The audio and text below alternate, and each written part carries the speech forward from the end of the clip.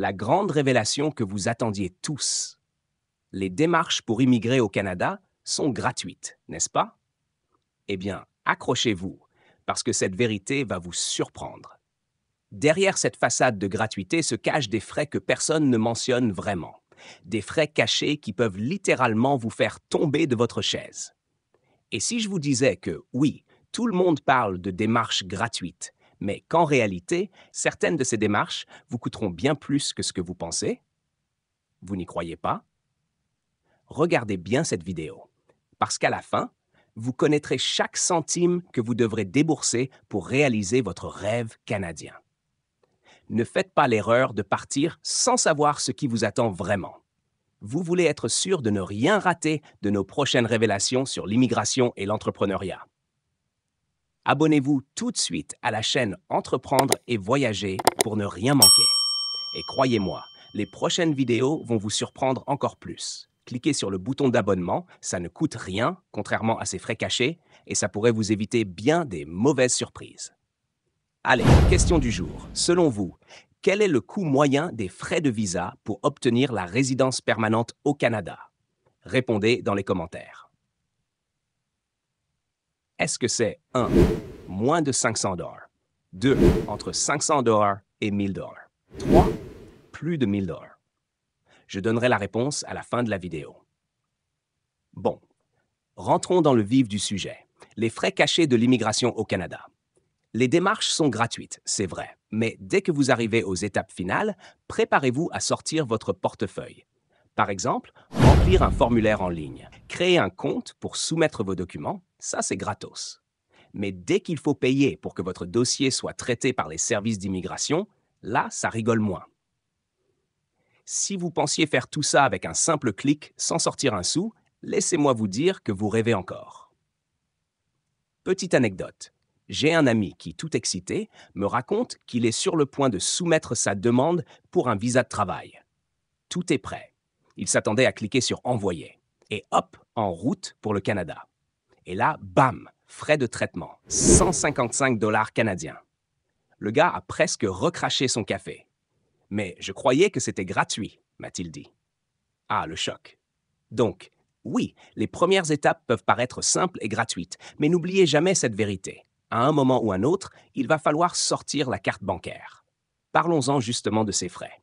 Si vous optez pour un visa de travail, par exemple, il vous en coûtera environ 155 $ canadiens par personne. Si vous voulez rétablir votre statut d'étudiant une fois sur place, c'est 369 $. Et ne me lancez pas sur le permis de séjour temporaire, 229,67 $. Vous voyez un peu où je veux en venir. Bon à savoir, il est impératif d'avoir un compte bancaire avec une carte valide, car tous ces paiements se font en ligne, directement sur le site du gouvernement canadien. Et attention, ne vous faites pas avoir par des escrocs. On ne paie pas ces frais via un intermédiaire, une agence ou un type bizarre qui vous promet de faciliter les choses. Si quelqu'un vous demande de lui envoyer des sous pour régler vos frais de visa, fuyez. Ça, c'est de l'arnaque pure et simple. Maintenant, parlons un peu des frais pour la résidence permanente, parce que c'est là que les choses deviennent vraiment sérieuses. Vous pensiez que ça serait dans les 200-300 $ maximum? Eh bien non. On parle ici de plus de 1500 $. Oui, vous avez bien entendu, 1525 $ pour être précis, juste pour soumettre la demande. Ce montant inclut les frais de traitement et les frais relatifs au droit de résidence permanente. Si vous venez en famille, les enfants à charge ajoutent aussi leur petit grain de sel à la facture. Encore une fois, les démarches, c'est gratuit. Mais ce que beaucoup de gens oublient de préciser, c'est que lorsque vous arrivez à la fin de ces fameuses démarches, on vous demande de payer. Et là, ça fait mal. Surtout si vous n'avez pas prévu ce budget à l'avance. Et je vous vois venir, vous vous dites peut-être « Eh mais moi, je suis en France, donc ça ne me concerne pas. » Détrompez-vous.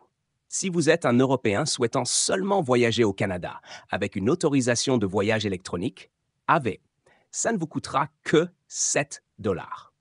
C'est vrai, c'est pas grand-chose, mais c'est un coût à prévoir quand même. Revenons un peu au visa temporaire, comme le visa visiteur ou le permis d'études. Pour un simple visa de visiteur, C'est 100 dollars canadiens par personne. Si vous venez en famille, vous payez 500 dollars pour tout le monde. Les agences de voyage vous font parfois payer des milliers d'euros pour ça. Une honte. Alors que vous pouvez tout faire vous-même pour une fraction du prix. Pour finir, n'oubliez pas que tous ces frais ne sont à payer qu'à la toute fin. Vous devez d'abord rassembler tous les documents, créer votre compte en ligne, soumettre votre dossier, et ce n'est qu'à ce moment-là qu'on vous demande de payer les frais de traitement. C'est l'étape ultime avant que votre rêve canadien devienne réalité. Mais si vous êtes mal préparé, ça peut vite tourner au cauchemar. Alors, faites attention et prévoyez ces frais dès le début. Maintenant, il est temps de répondre à la question du jour. Vous vous souvenez, je vous ai demandé combien coûtait la demande pour la résidence permanente au Canada. Eh bien, la réponse est la numéro 3. Plus de 1000 dollars. Plus précisément, 1525 dollars pour être exact. Alors, vous êtes toujours motivé à venir au Canada. Si cette vidéo vous a aidé à y voir plus clair, n'oubliez pas de liker, commenter et surtout de vous abonner pour ne rien manquer des futures vidéos qui vous donneront encore plus de conseils pratiques pour réussir votre immigration. Allez, on se retrouve très bientôt pour une nouvelle vidéo.